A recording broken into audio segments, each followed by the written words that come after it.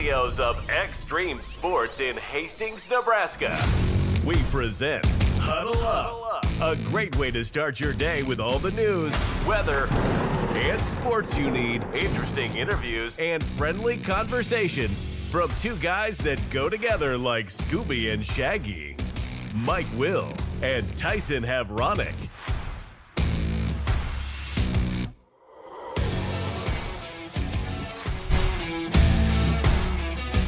Well, good morning, everyone, and welcome to another edition of Huddle Up here on Extreme Sports. Welcome to a Tuesday, the 7th day of April for 2026. Mike Will, Tyson Havronic, ready to start your day the right way with all the news, weather, and sports that you need to get out the door here this morning. Of course, a lot to talk about here today. Michigan wins the NCAA Men's College Basketball National Championship last night. They beat UConn by the score of 69-63. So, yes, we've got some winners in our Extreme Sports Bracket Challenge. We'll tell you about that here in just a few minutes. Nebraska Athletic Director Troy Dannon has fired a head coach. We'll talk about that on the show here today. The Nebraska baseball team getting ready to play host to Kansas in a midweek non-conference game tonight at Hawks Field. It gets underway at 6 o'clock this evening. Jordy Fromm of Nebraska has been named the pitcher of the week in the Big Ten Conference. Hastings College baseball and softball teams, they were in action yesterday. The baseball team was in Fremont to play Midland in 2 games. Hastings College softball team was in Seward to play a Concordia in a doubleheader yesterday. We'll have the results coming up on the show here today. Hastings High baseball team and the Adams Central baseball team, they were in action yesterday against the same opponent. They played Platteview yesterday on the road. We'll have the results of those games coming up. We'll talk more about the NCAA Men's College Basketball Tournament and a whole lot more on the show here today as we get you up and get you going here on this Tuesday morning. Tyson finishing up last-minute details for your news headlines, so he'll be joining us here shortly. Michigan, again, wins last night over UConn by the score of 69-63, so that puts an end to the Extreme Sports Bracket Challenge, and congratulations to Dennis Rosno. He is our champion of our Bracket Challenge. In fact, he finished with 1,420 points.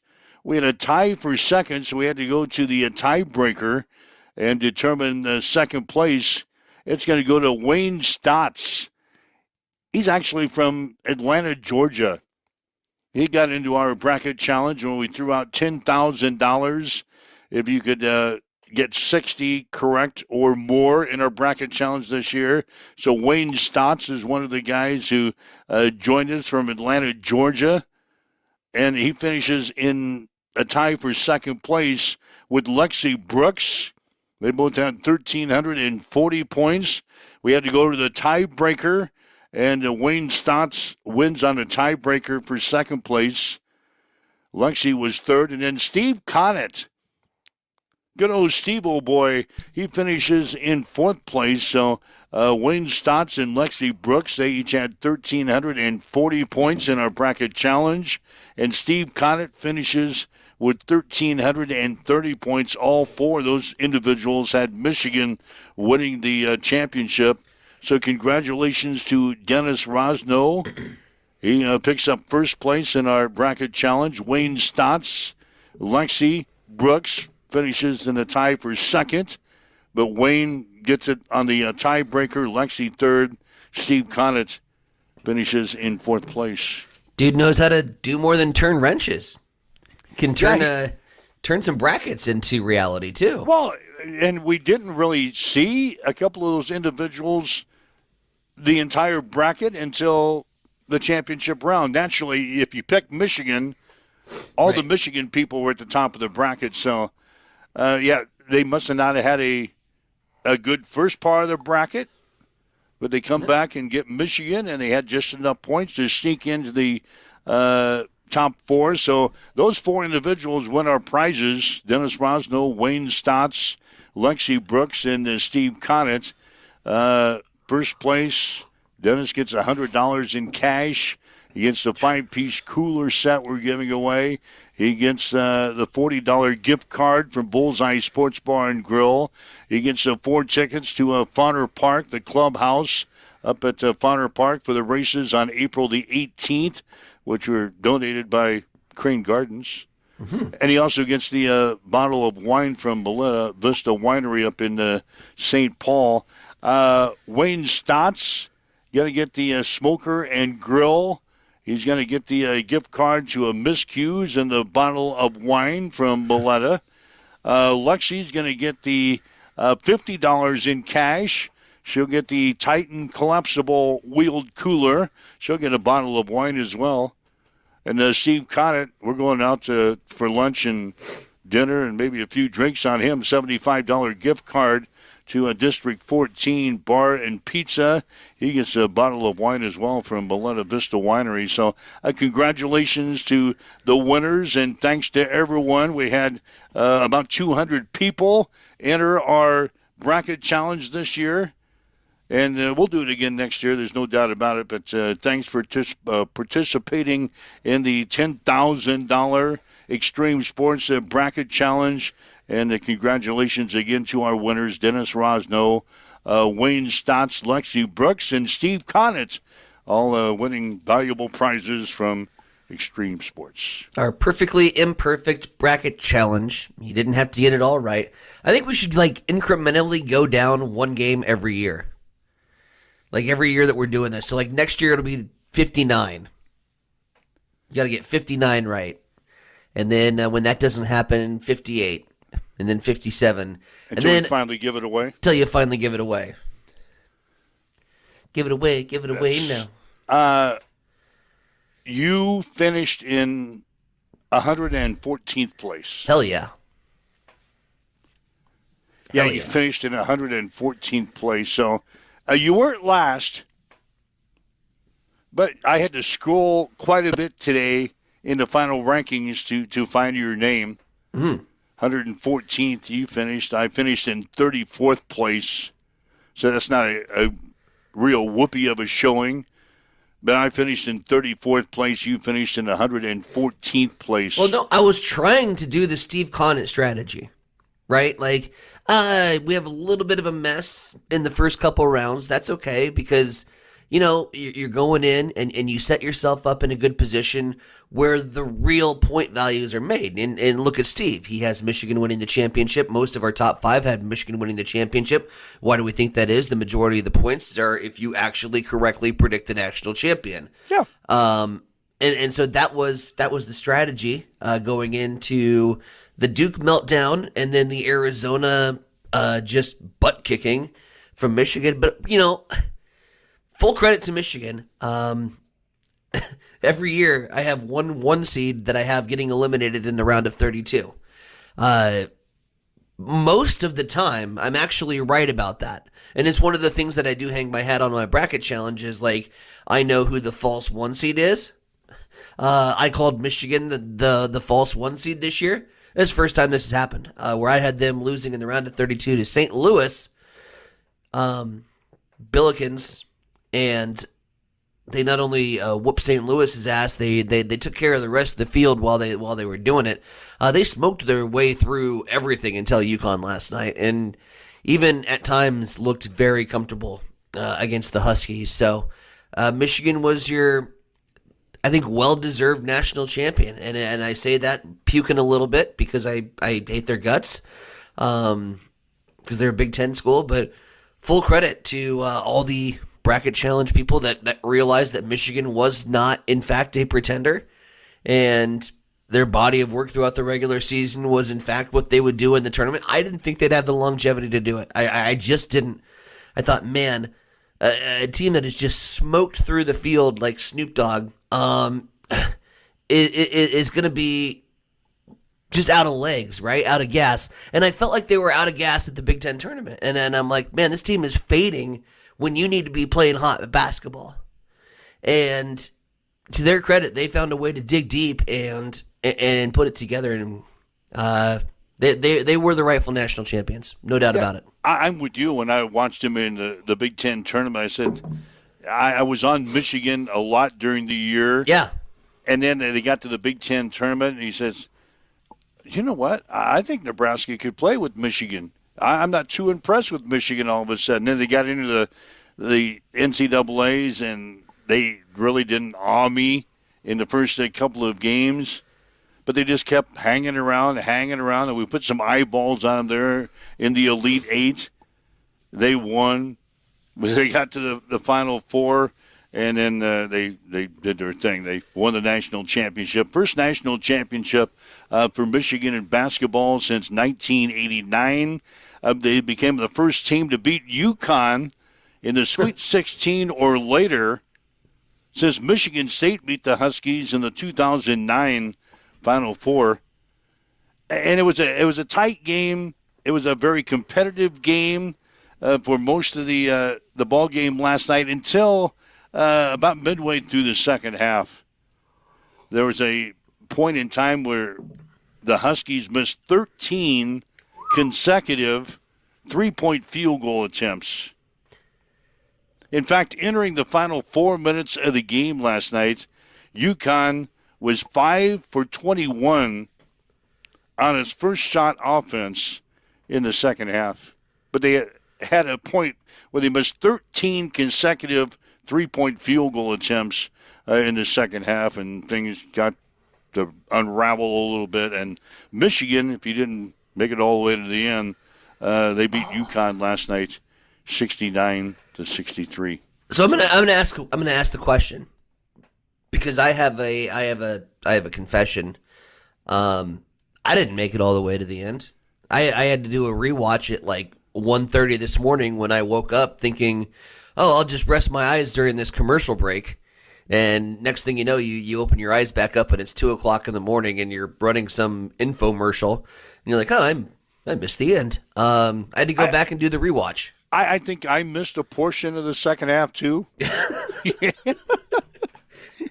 I remember seeing the beginning of the second half. Yep. But then all of a sudden there was like 6 minutes left in the game. There was like 6 minutes of commercials that lost me. I zonked out. So I think I missed most of those 13 consecutive three-point field goal attempts that UConn missed in the second half. Yep. They had to tell me about it this morning. But, yeah, I don't think I made the entire second half. So you don't do the rewatch thing? I haven't had time to do that. If you walk back, or if you wake back up though, you don't like grab the last 2 minutes or something that you missed. When I'm really, I check the score. I check the score, and good night. I'll worry about it tomorrow. Good night. Worry about it. Good night. So that's the story on the game last night, and with that, the transfer portal opens today for college basketball players. It's going to be an interesting day in college basketball today as the transfer portal officially opens. We've got some comments from Nebraska head coach Fred Hoiberg later on the show today, concentrating on the transfer portal today. Interesting move, I thought, out of North Carolina yesterday. North Carolina. They named their new head coach. Mm-hmm. And it's not one of the guys you would expect to be in the running for the head job at North Carolina. That's a pretty elite program. Mm-hmm. And you would think that people would be falling over to maybe get that job. But evidently they couldn't find anybody in the college coaching ranks to take the job. They're going to hire Michael Malone as the new head coach at North Carolina. This guy is a coach from the NBA. He was with the Denver Nuggets. Pretty good resume. Well, he won 510 games in 12 seasons as a head coach in the NBA. He's been with the Sacramento Kings. He's been with Denver for 10 years. He went 471 and 327 as a head coach at Denver. Like we said, he's won 904 games as an NBA head coach, including 2 seasons with the Sacramento Kings. He led the Nuggets to their only NBA championship in 2023, but was fired by Denver last April and joined ESPN as a basketball analyst 1 month later. This guy hasn't coached in college since he was an assistant coach at Manhattan 25 years ago in 2001. He also was an assistant coach at Providence from 1995 to 1998, and he was an assistant coach at Oakland in 1994-1995. And now he's going to take over at North Carolina.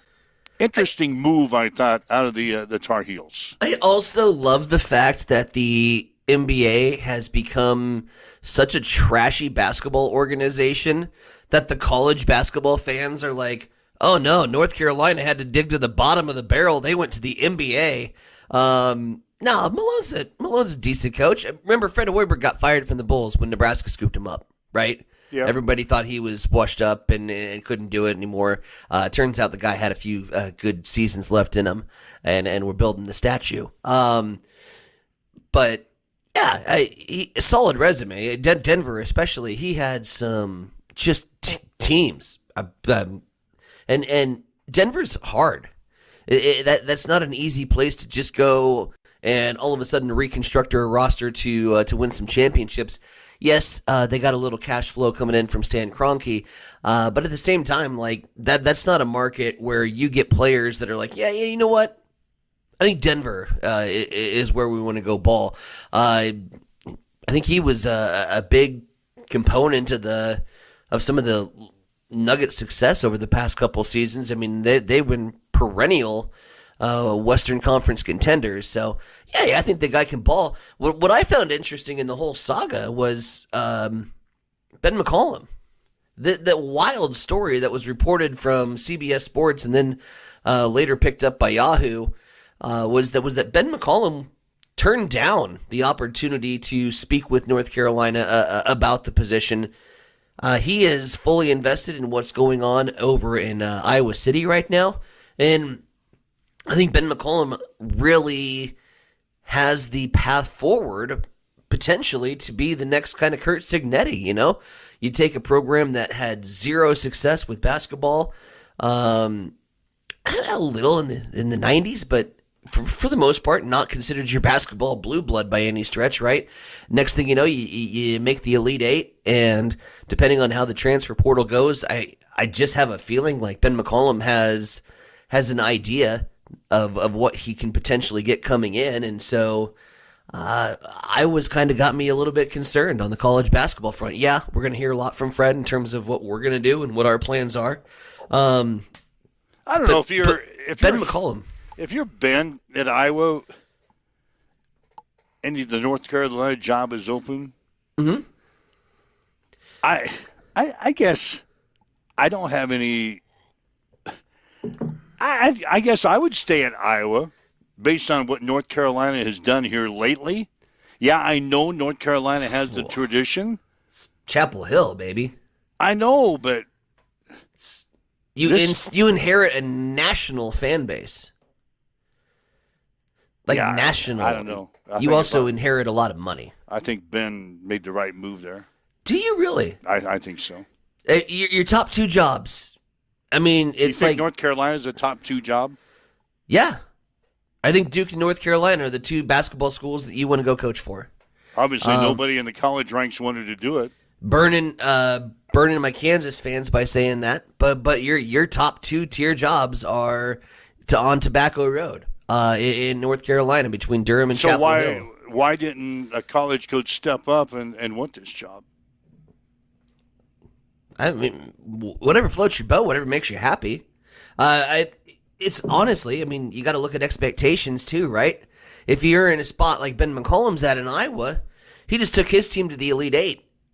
You'd have to be an idiot to say, you had one bad season, we're going to fire you. Because he can say, look what I did in 1 year and took you guys to your first ever Elite Eight. I think the Arizona coach Yeah. His name escapes me, but the Arizona head coach also looked at the North Carolina Oh, job. you're at Arizona. Why That's would a you safe win spot. North Carolina. Anyway, that's what's going on with North Carolina. Another interesting note, Tennessee's women's basketball program is in a world of hurt right now.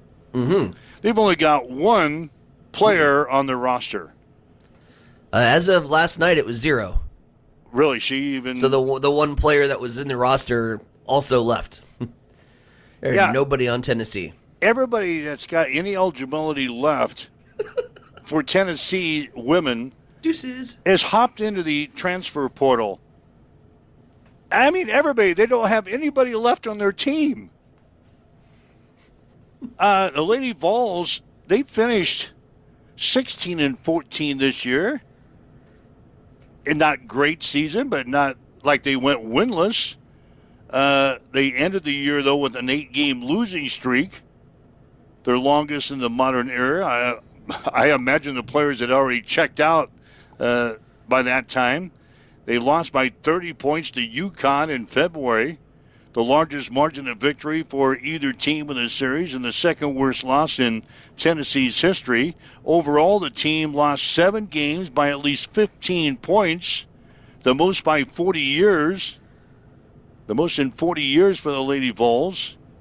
They lost to North Carolina State in the NCAA tournament by 15. But the entire team is gone. They left. Now they didn't fire the coach. Nope. There's no coaching change, nothing. The coach is still there. She's been there, I think this was her second year. Yeah, Kim Caldwell. This is her second year as a head coach at Tennessee. So they didn't fire the coach, so there's not problems there. But the entire team basically quit. It's important to note when we're talking about the transfer portal that players can re-enter into the same school that they left. Like, this is nothing more than free agency, and you're dipping your toes in. And I'm going to say this because we're going to experience the same thing. I have a bad feeling. Not necessarily on hoops, but I think moving forward, we're going to have seasons like this where we have a roster turnover that goes into the transfer portal because they're exploring their options. You can always commit back to the same school that you transferred from. And so a lot of players may have announced their intention to hit the transfer portal before they realize teammate A, B, and C above them in the depth chart also entered the transfer portal, and you're going to turn around and you're going to go back to Coach Caldwell this morning and you're going to be like, what's my opportunity to stay at the depth chart? What are you looking at getting in the transfer portal? And she's going to say, I'm looking at getting 9 additional players because all of you left. But you're going to get more opportunities to play, and if that opportunity better yourself, so you go right back to your same school. So not all of these 9 players that jumped into the transfer portal are in fact going to leave Tennessee. You're going to see a few of those probably come back in. So, but right now, as of this morning, there are 0 players. They have 0 players on their roster for next season. And so when they're in the transfer portal, like, they're still actively at Tennessee, right? Like, I don't know. Yeah, until doing classes. Yeah, they're probably still taking classes, but they're not going through probably their basketball off-season program, are they? No, they wouldn't, because you wouldn't have access to it. No. So they're not going through their basketball off-season workouts there at Tennessee. They're just going to wrap up classes, because if you sign on someplace, you're transferring at the end of the semester. Or so says the paperwork. They have no players. They have no players on their team. I looked at that this morning. I kind of chuckled to myself. Are you kidding me? We're going to see more of that. Tennessee is not a bad school. I mean, basketball-wise. Especially in hoops, I think you're going to see more situations like this. You know, hoops, you're only carrying like 10 to 12 max, right? And at that, 5 starters. And so it looks awful when you look at it and you're like, oh my God, they got nobody on the basketball team. But then you compare it to football, and it's probably the same amount of kids that are transferring, It's just that football, you've got a 105-man roster to deal with, so We'll see it's how a that little all different. turns out. NBA last night, the Memphis Grizzlies made 29 three-pointers. That's a lot. In their game against Cleveland, matched an NBA single-game record. It wasn't enough. The Grizzlies lost to the Cavaliers 142 to 126. Are you shitting me? No, despite hitting 29 three-pointers, they still lost the game. What a joke. 9 Grizzlies made at least one three-pointer. They shot 29 for 59 from three-point territory, which is 49%. They chucked 59 threes? Yeah, made 29 of them. What a joke. They were 16 for 35 inside the arc. Yeah, so they only made 16 shots from inside the three-point arc out of 35 attempts. They made 29 three-pointers in 59 chucks. Y'all just... The three-point record has been shared by Milwaukee and Boston. The Bucks made 29 threes in a 144-97 victory at Miami on December 29th of 2020, and the Celtics equaled the record in a 132-109 win against the New York Knicks on October 22nd of 2024. So now you can add the Memphis Grizzlies as a record holder. At least they tied for the most three-pointers thrown up in a single game of the NBA with 29 three-pointers in their loss last night to the Cleveland Cavaliers. I just want you to, hang that box score up. I know that your office is a little messy. Keep that stat line, that box score, just close by near your right hand so that you can pull it up every time we hear an argument on this show that defends the NBA as a watchable product that plays defense. Pull that stat line up and box score and say, listen, they chucked 59 threes, took 34 field goal attempts, and set an NBA three-point record and still lost. Yeah. And every time somebody makes an argument about the NBA being a watchable product, give them that box score because that's straight trash. Okay, I'm going to fire you up one more time before we get to our news break. I know how you like postseason polls. Jesus Christ, I'm out. Yeah, the AP has come up with their women's basketball final poll of the season. Guess who's number one? UConn?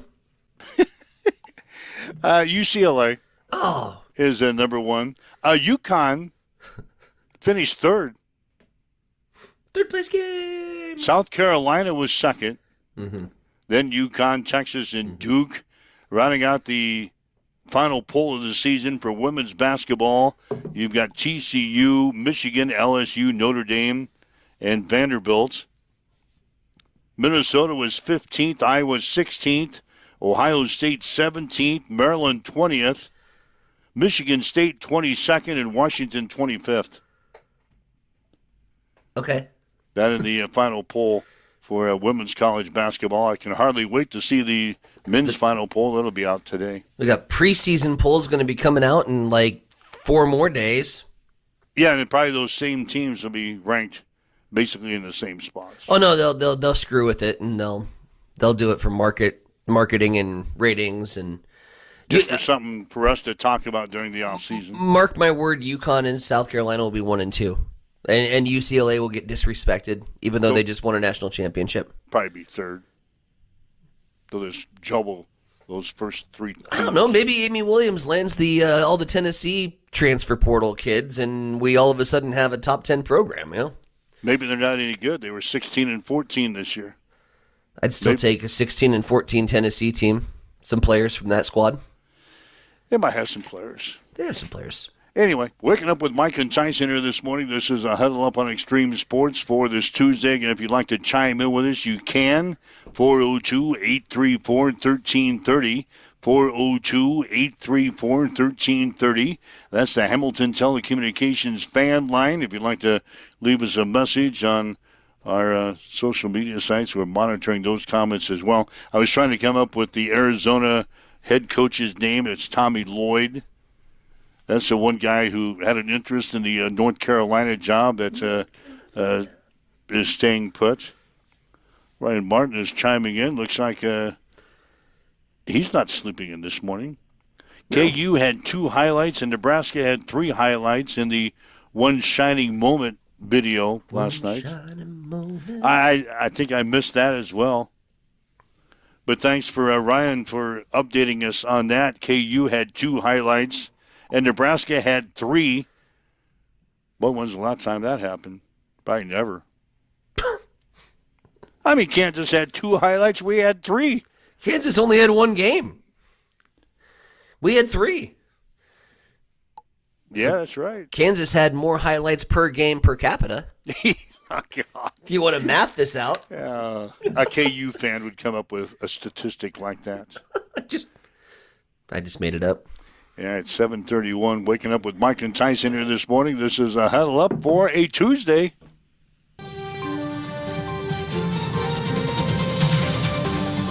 It's time for a morning news update on Extreme Sports.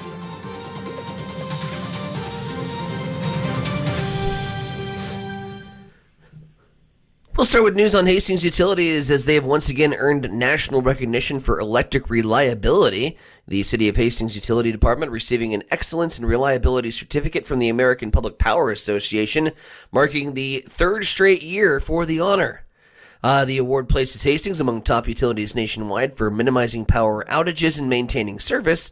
Officials say the recognition reflects the ongoing work of utility crews to keep power reliable for residents and businesses across the community. Meanwhile, mail-in voting is now underway for Nebraska's primary election, which county election officials beginning to send out the early ballots to voters who requested them. Officials say the process will continue as usual, despite the ongoing debate on the federal level about mail-in voting. The primary election is set for May 12th, and voters returning ballots by mail must ensure they are received by Election Day. Mail-in-person voting is also set to begin later this month at local election offices. And the Hastings City Chamber of Commerce is hosting a series of candidate forums over the next 2 weeks. Tonight, it's actually the forum for Ward 1 City Council candidates. The event begins at 6 p.m. at the Hastings Municipal Airport, where you can hear directly from Ward 1 City Council candidates about the issues shaping our community and their vision for making a positive impact. Coming up tomorrow will be the candidates for Ward 3, and then Ward 4 will be held on April 15th. It is 7:32. Time to swing things over to you. Mike Will, what's going on in sports? Well, Nebraska Athletic Director Troy Dannon has fired head women's gymnastics coach Heather Brink, who has led the Husker program for the past 8 seasons. Nebraska finished the 2026 season last weekend with a 4th-place finish in the NCAA Regional Second Round in Baton Rouge. The Huskers finished 12th in the Big Ten Championship last month. The Nebraska baseball team will play host to Kansas tonight at Hawks Field. Huskers are 26-6 on the season. The Jayhawks are 22-10. First pitch will be at 6 tonight. Jordy Fromm of Nebraska has been named the pitcher of the week in the Big Ten Conference. In 3 appearances last week, Fromm went 2-0 with a save across 9 innings pitched. She registered an ERA of 0.00, which included a complete game shutout against Rutgers on Saturday. Fromm allowed only 5 hits and struck out 17 batters while walking only 1. Hastings College baseball team, they took a pair of games from Midland yesterday in Fremont, 9-2 and 7-6. The Broncos are now 19-15 in the season, 7-9 in the conference. They'll play a 4-game series at Waldorf coming up this weekend. Hastings College softball team dropped a pair of games to Concordia yesterday in Seward, 2-0 and 8-3. The Broncos are now 12-17 in the season, 3-9 in the conference. They'll play host to Morningside on Saturday beginning at 1. We'll have the action on Extreme Sports 2 beginning with a pregame show at 12:45. Hastings High baseball team beat Platteview 5-4 yesterday. Peyton Drake had 2 hits and an RBI for the Tigers. He also got the start on the hill and allowed 1 hit and 3 runs in 4 2/3 innings. Drake struck out 9, walked 4. Hastings is now 4-6 on the season. They will host Seward today at 4:30. We'll have the game on Extreme Sports beginning with a pregame show at 4:15 this afternoon. The Adams Central baseball team, they lost to Platteview 7-3. The Patriots had only 2 base hits in the ball game. Starting pitcher Cohen Rader threw 4 innings and gave up 3 runs and 3 hits. He struck out 11 and walked 1. Adams Central is now 7-4 in the season. They will play at Holdridge on Thursday. Some other high school baseball games played yesterday. Central City Centura beat St. Paul Palmer 11-5. Grand Island took 2 from North Platte 10-9 and 21-1. And Millard North knocked off Kearney yesterday by a score of 9-2. That's a check in your sports headlines at 7:36 on Extreme Sports. It's time for a morning weather update on Extreme Sports with Chief Meteorologist Tim Jones.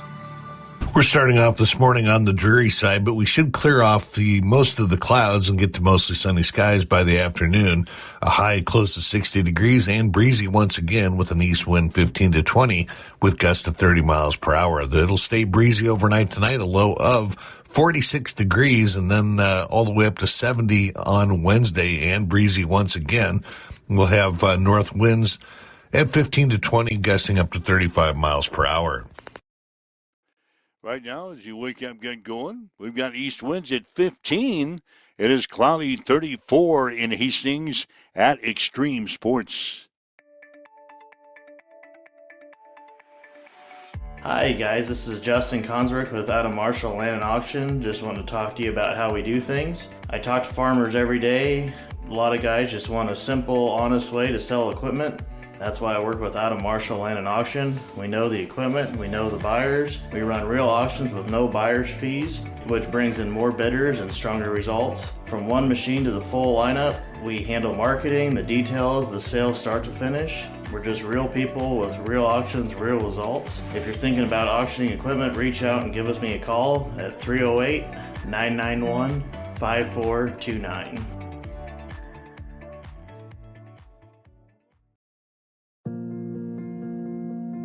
I'm John Butler, funeral director and owner at Livingston Butler Volland Funeral Home and Cremation Center in Hastings. And I'm Nikki Butler, the advanced funeral planning specialist.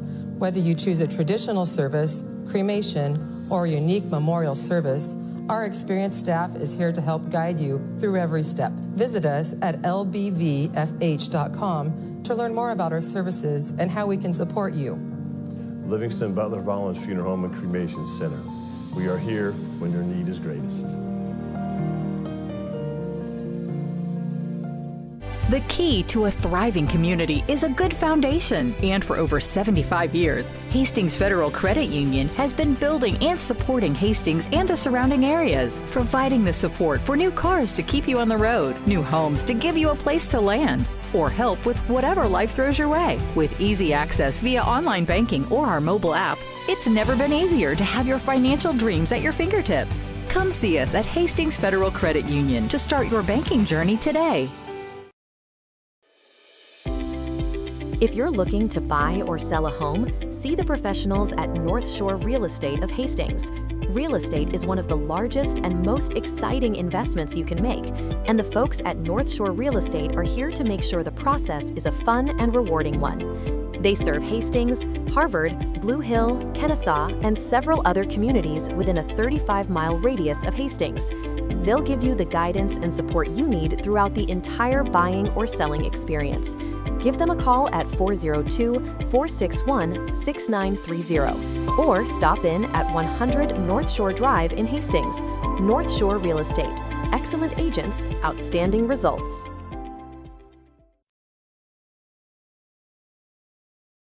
Hamilton has been providing IT solutions for businesses across the state of Nebraska for more than 3 decades. We know that Nebraska businesses are a driving force of support for the communities in which we live and work. We keep them connected and protected by delivering cybersecurity, hosted phones, and managed IT. We are grateful to be part of our Nebraska communities and to support their technology needs. More information at Hamilton is Business. Get ready for the ultimate trivia experience with Extreme Sports Trivia. Play from anywhere at home, on the go, or at your favorite bar or restaurant. Compete live against players from all over in real time, answering questions across categories like sports, pop culture, Marvel, and more. Want to see how you stack up? Track your progress with live leaderboards and aim for the top spot. It's free, fun, and super easy to play. So what are you waiting for? Sign up today at extremesports.com trivia and start playing now. And keep an eye out. We're coming soon to a bar or restaurant near you. Yeah, our Extreme Sports Trivia game now available at Miscue Sports Bar and Grill. That's the latest location that we have added. That's the fourth one now in town. You'll be able to play our Extreme Sports Trivia game on site. Bullseye Sports Bar and Grill, the Tank in downtown Hastings, District 14 Bar and Pizza out in West Hastings, the other location. So I invite you to enjoy that. You can also watch all of our local sports on the monitors at those locations. So before we slide into Coach Hoiberg and the broadcast schedule, let's do some comment cleanup. We got Ryan Martin, who said it was Kansas with 2 games. My math was incorrect. I kind of forgot about the first round win there for Kansas. So, 2 games for Kansas. My apologies. And then Kip Kissinger, Sandy Creek grad, was refereeing his first national championship game. So congratulations to Kip, grad from Sandy Creek. We are not speaking bad about the refs today with their job officiating the national title game. I thought they did all right. I heard some boos occasionally, but in a big game like that, you can't please everybody. Yeah, occasionally, well, not occasionally, 50% of the time. Yeah, you're going to be the bad guy. You're going to be the bad guy. So, congratulations to Kip. He got some exposure last night in the national championship game. Again, we'll have baseball today. It'll be Hastings High and Seward out at Duncan Field. 4:30 for the first pitch, 4:15 pregame show with Hastings head coach Blake Marquardt. So join us for some high school baseball later on today here on Extreme Sports. Fred Hoiberg held a news conference yesterday in Lincoln. It was kind of the end of the season news conference, and I guess a look at the upcoming weeks ahead with the transfer portal. One thing he did mention right off the bat, Bryce Sanford is undergoing surgery here in the next few days for a sports hernia. So he's going to go. He'll be out, obviously, for the next couple of weeks as far as their postseason conditioning is concerned. Bryce Sanford is expected back for the Huskers, but he's going to undergo surgery for a sports hernia here in the next day or two. Anyway, Fred looking ahead to the offseason now, and he says he feels good about retaining most of the players on the roster that are eligible for next year. We feel really good about the core group of guys that we will have back next year, and those conversations are ongoing. Exactly what it's going to look like, but we feel good about the initial talks that we've had. That's the biggest thing, is retention. When you look at our team from last year, a lot of those guys that played significant roles were guys that were in our program, and guys that knew the culture, the standard, and everybody that came in, really lived up to that. And a lot of that was because of the returners, and they let them know what was expected. So very important that we get those guys back, and we feel really good that we're going to have a good group of core returners that will be back in a Husker uniform next year. And again, the transfer portal for men's college basketball players will open today. There's going to be a lot of names in there, and you've already seen a lot of players that are planning on going into the portal. So you just do as much behind-the-scenes work within the rules that you can, and then you're ready when these names pop. And, try to be one of the first to get involved if you feel that they fit what you're trying to do. And, we feel good about, some of the names that we're after, and those Zoom calls will start pretty much right away. You can do the Zoom calls, you can get on the phone, but you can't do any visits until the 10th, whether they come to campus or we go out on the road and visit then. I've got a staff meeting this afternoon, and we'll just try to put in place as much as we can right now and be prepared once these names pop and once they go into the portal. And now Fred says the team has been able to sit back and reflect on the great season that they had in 2025-2026. Yes, when you talk to the guys, I think they are really proud of what they accomplished. And I talked a lot about being able to share this journey with as good a fan base as there is in the country. And, our guys loved it. They loved the support that they got. A lot of firsts in the program. I know we've talked a lot about that, but the biggest ones were getting that tournament win and building off that. And, now the next step is continuing to be here. And I know I talked about this. We can't wait 5, 6, 7 years for this to happen again. And, I feel really good about where we're at going into the off season. And I'm confident that we're going to add some more very important pieces so we can be in the same situation where we're competing for Big Ten championship. And, we led a game for 38 minutes to get to the Elite Eight. Unfortunately, didn't close it out. So, there's a lot to build on. And our guys absolutely 100% should be very proud of what they've accomplished. And I know they are. And talking to them, when you look back on it, as disappointing as that last game was, a lot to be proud of over the course of the year. All right, so the transfer portal opening up today, what are we looking for in the transfer portal? We're going to need some help in the backcourt with losing Sam and losing Jamarcus, and then with what you lose with Rink in the front court with a skilled big that did so many things for us. You could play through him. He was the anchor of our defense, a really good pick and roll defender, and really helped us elevate our defense this year. All three of those guys. So we're going to have to replace that. Both ends, if you can get a two-way players in those spots, it's very important. But when you look at our needs, that's the biggest thing, especially with what we've got returning. And the coach says you got to find the right type of player to play at Nebraska. First of all, they have to fit the culture. They have to fit the group, with the group of guys that we're going to have coming back. And that's been very important. We've had really, good players, obviously, but they've also been a group of guys that have lived up to the daily standard that we set for our players. So that's number one. You do a lot of background work to see if they're the right type of kid to bring in here so we can continue to have a fan base that can be proud of what they're seeing out there on the floor. And then they have to fit. They have to fit the way that we want to play. We've always tweaked based on, the roster. There's some that really try to fit them into the exact system, but we've always adjusted based on the skill set of our players. Obviously a lot of this is going to revolve around Price and Braden and, getting Connor, back and, several of the other players, Kale and, but it's important to get a group that fits with those guys, BK, all those guys. And, but yes, we feel good about the group, and putting the right players in with the guys that we have coming back is very important.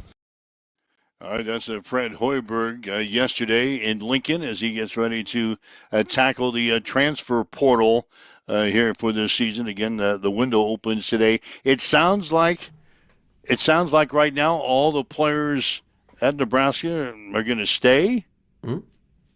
I think there was some doubt about Prager and a couple of other guys maybe jumping ship after this season, but it sounds like everybody's going to be staying put, which is great news for the Nebraska program. And now we got to find a couple of pieces.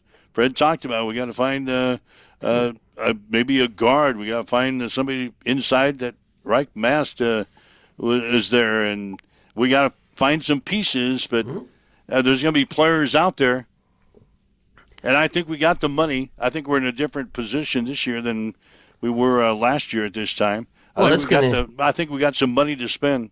Yeah, I mean, your NIL distribution is going to change drastically if you make a Sweet 16 run and you have a path forward to not only make that Sweet 16 run, but to stabilize it. And the most important thing that he talked about in that press conference was, this isn't a once every 5 years kind of cycle that we're going to roll through. We're going to build ourselves into a consistent contender for Big Ten championships and for national tournaments. And That's going to open up a little bit more NIL money to attract some of these players, but less on the NIL stuff. You know, we got to get guys that are going to fit into this scheme and this unit and this team, and to have a team put together. You saw Nebraska, and I think the strongest element of our game and why we were so difficult to defend is you can't key on one guy. Not in Fred Hoiberg's offense. The way we distribute the ball, yeah, you could key on Price Sanford all day long, and then Frager's going to pop 4 threes on your ass. And that's just the way that this team plays. You know, if it's not one guy, it's the next, and so you got to get portal guys that are willing to be good distributors of the basketball. Point guard position. You know, a lot of people look at the guard and they're like, "That's your dog. That's your guy that's going to go take over games." Our guard, Sam Hoiberg's best element was the fact that he could dish the ball so well and play amazing Division I defense. That's why I think Sam Hoiberg ultimately has a chance to become a player at the next level when not a lot of people are giving him credit, because, you know, he's not a prolific scorer, but he can play damn good defense and he distributes the ball well, and that's attractive to a lot of NBA teams. And so I want to get a point guard in that kind of fits that role, that kind of fits and can step into those shoes and walk for a little bit. Yeah, I know you're not going to come in and immediately make the same impact Sam did, but you can at least fit the shoe size. That's what I'm looking to see come into to Nebraska. So open up that checkbook, make it blank, and let's figure out how to get this team to the elite level. Maybe to the next round. Hence the elite get to the level. Elite 8. Maybe playing the Final Four next year. That'd be kind of cool. Let's take her one step at a time. One step at a time. Let's just get to the Elite 8. Yeah. Anyway, last night Michigan again wins the NCAA Men's College Basketball Championship. They beat UConn by a score of 69-63. Wanted to get the comments from Dusty May. He is the head coach for Michigan. Yeah, what a way to wrap up the 25-26 college basketball season with this group. I want to begin by thanking last year's team. At Michigan, we came up a little bit short, but those guys laid the foundation, established an identity for us, and also helped attract these guys to come in and chase this dream together. And secondly, I want to thank our FAU guys, the team and staff, that really, this is one time I'm making it about me, that really helped us grow together. And that was the first time I'd been with a group that was truly sacrificial, where we were about each other. And because of that, we all improved so much. And this team's done the same thing. It's when you bring a group this talented together and they decide from the beginning that they're going to do it this way, and they never waver and they never change.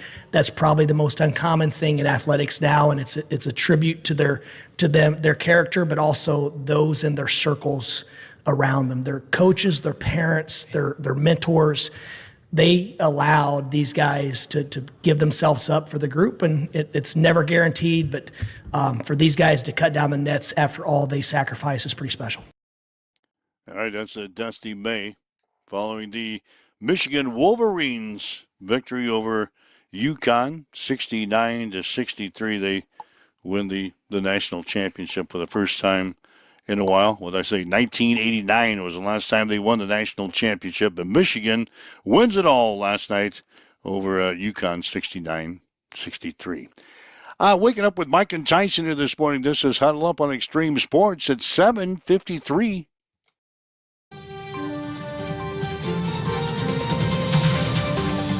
It's time for a morning news update on Extreme Sports.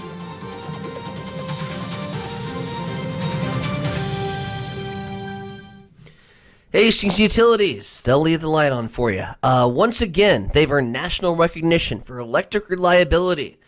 City of Hastings Utility Department receiving an Excellence in Reliability certificate from the American Public Power Association yesterday, marking the third straight year earning the honor. Back-to-back-to-back champs. The award places Hastings among the top utilities nationwide for minimizing power outages and maintaining service. Officials say the recognition reflects the ongoing work of utility crews to keep power reliable for residents and businesses across the community. I also think that squirrels should get a little recognition for not chewing on some power boxes, too. The Hastings City Chamber of Commerce, they're hosting a series of candidate forums over the next 2 weeks. Tonight, it'll be the candidates for Ward 1 at 6 p.m. at the Hastings Municipal Airport for the forum, where you can hear directly from the Ward 1 City Council candidates about the issues shaping our community and their vision for making a positive impact. Tomorrow, it'll be the candidates for Ward 3, and then coming up on April 15th, it'll be the candidates for Ward 4. It is 5 minutes until 8 o'clock. Let's swing things back over to the East Side Studios. Mike, what's the haps in sports? Well, Nebraska Athletic Director Troy Dannon has fired head women's gymnastics coach Heather Brink, who has led the Husker program for the past 8 seasons. Nebraska finished the 2026 season last weekend with a 4th-place finish in the NCAA Regional second round in Baton Rouge. The Huskers finished 12th in the Big Ten Championship last month. The Nebraska baseball team will play Kansas tonight at Hawks Field. First pitch will be at 6. Jody Fromm of Nebraska has been named the pitcher of the week in the Big Ten Conference. In 3 appearances last week, she went 2-0 with a save across 9 innings pitched and registered an ERA of 0.00. Hastings College baseball team took 2 games from Midland yesterday in Fremont, 9-2 and 7-6. Hastings will play a 4-game series at Waldorf coming up this weekend. The Broncos softball team dropped a pair of games to Concordia yesterday in Seward, 2-0 and 8-3. Hastings will play Morningside on Saturday out at the Smith Complex. Hastings High baseball team beat Platteview 5-4 yesterday. Hastings will take on Seward today, beginning at 4:30. We'll have the game on Extreme Sports, beginning with a pregame show at 4:15 this afternoon. The Adams Central baseball team lost to Platteview by the score of 7-3. Patriots will play at Holdridge on Thursday. That's a check on your sports headlines at 7:57 on Extreme Sports. It's time for a morning weather update on Extreme Sports with Chief Meteorologist Tim Jones. We're starting off this morning on the dreary side, but we should clear off most of the clouds and get to mostly sunny skies by the afternoon.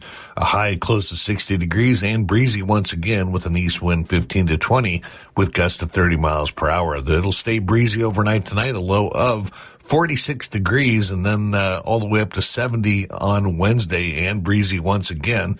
We'll have north winds at 15 to 20, gusting up to 35 miles per hour. In Hastings this morning, we've got east winds at 15. It is cloudy 34 in Hastings at Extreme Sports. Trouble's brewing at Elbow Bend, and somebody's about to get fleeced. This is Mick with Miletta Vista Winery announcing our mystery dinner tickets are now on sale for the Golden Fleecing, Wild West Murder Mystery. So get your tickets at Miletta Vista Winery's events page. Come dressed as your best cowboy or saloon girl garb. Enjoy a great meal, a glass or two of hooch, and help solve the crime before the night's over. But watch your back, buddy. The outlaw might be sitting at your table. The Golden Fleecing Mystery Dinner at Miletta Vista Winery, March 28th, April 18th. Connet Auto Care is the trusted name in automotive repair and maintenance services in Hastings. We're a gold-certified Napa Auto Care Center. Our ASE-certified technicians have the Blue Seal of Excellence, receive continuous training, and are committed to providing the best service your vehicle can get. Whether it's preventative maintenance, major repairs, or just an oil change, Connet Auto Care is here for you.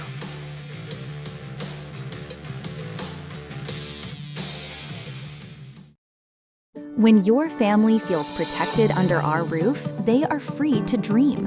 And you can get a personalized rate based on how you drive. Customize what you pay with Drive My Way, American Family Insurance. Give Matthew a call at 308-389-9124 or stop in at 204 North Walnut Street in Grand Island.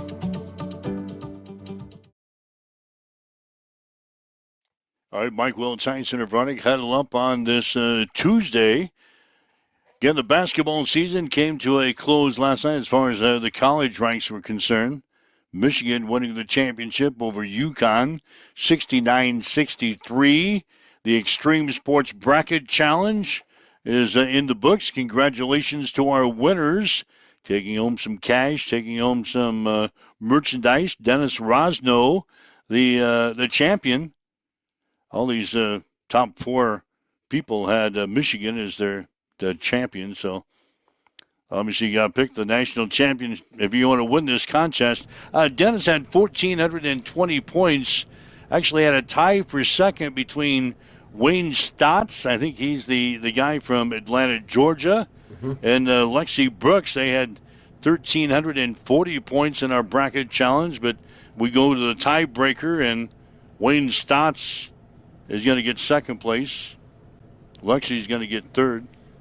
And then Steve Connett sneaks in there. We haven't heard from Steve-O the entire bracket challenge, and he slides up, and he's going to sneak home with a 4th-place finish in the bracket challenge. So we'll be getting into touch with all 4 of those individuals here the next day or two to get the prizes awarded. I finished 34th overall in the bracket challenge. And if you go to our webpage and click on the bracket challenge, make sure your scrolling wheel is in good operation, because you've got to stroll all the way down to 114th place. God, I want a mute button so bad on my side. You keep on strolling down with your scrolling button. It's not at the bottom of the standings, but you finished in 114th place. Kansas territory. Yeah, Kansas won 2 games. They won 1 game. They lost the second. Yeah, they won. They played 2 games. They played 2 games. They won 1 and lost 1. So you were just a little bit away from cashing in on our $10,000. Yeah, it's a couple games back. A couple of games away. I'm gonna go through and see actually what your record was. If I yeah, it wasn't very good. Don't flatter yourself. I'm just glad. Like I love you, Riken, but I'm kind of glad that the prize didn't go to a 10-year-old. I'm glad the bracket challenge winners were smarter than a 10-year-old. Yeah, I don't have any problem losing. That would have made me feel really embarrassed. Yeah, if we had to go out and award a 10-year-old the grand prize. He did finish all right, though. I think he still finished ahead. Really respectable. Yeah, I think he's obviously finished ahead of you. And all of his buddies that he had fill also out the finished the ahead of bracket me. challenge. Yeah, I think the other 3 or 4 brackets that he had his other 10-year-old friends fill out, I think they all finished ahead of you. It's intimidating as hell when you're going up against 10-year-olds. Obviously, they know a lot more than us. Anyway, Dennis Rosno, Wayne Stotts, Lexi Brooks, and Steve Connett all picking up some merchandise and cash from us from the prize closet. Connett, we're going to go to Atlanta and award Wayne Stotts as second place. I was going to say, what's shipping on that? I don't know. That'll be a hell of a prize package giveaway. I wonder, have you seen any stats from Vegas come across yet? Because I'm generally curious. The line was 6.5, and you might know the final score was 6, so the half point came into play. I'm generally curious how many people got screwed by the half point. UConn covered last night. Oh, that's right. UConn covered. Oh, we'll hear some stories about that. Yeah, there was the half point came into play, so I think Vegas is going to be okay for a while. They're not shutting the lights off anytime soon. Yeah, I'm sure Vegas mopped up with that half a point. Mm-hmm. I'm sure everybody was on Michigan last night. Yep, they were the heavy betting favorite. So UConn covers. Oh, you might know. You might know. God. You might know that Vegas would come out all right. See how the lights are not going off anytime soon in Vegas. Mm-hmm. All right. Anyway, we've got baseball today. Hastings High and Seward beginning at 4:15, pregame 4:30 for the first pitch. Invite you to join us for some high school baseball coverage today on Extreme Sports. If you'd like to listen to the show again, you can add some comments from Fred Hoiberg concerning the transfer portal and what's ahead for the Nebraska basketball team. Lots of conversation in the first half hour about the game last night. So if you'd like to check that out, just go to our social media sites, download the podcast, and listen to the show again. We invite you to join us again tomorrow morning at 7 o'clock for Huddle Up here on Extreme Sports. Have yourself a great day. You've been listening to Huddle Up on Extreme Sports, Central Nebraska's new home for sports. Join us every weekday morning from 7 until 8 on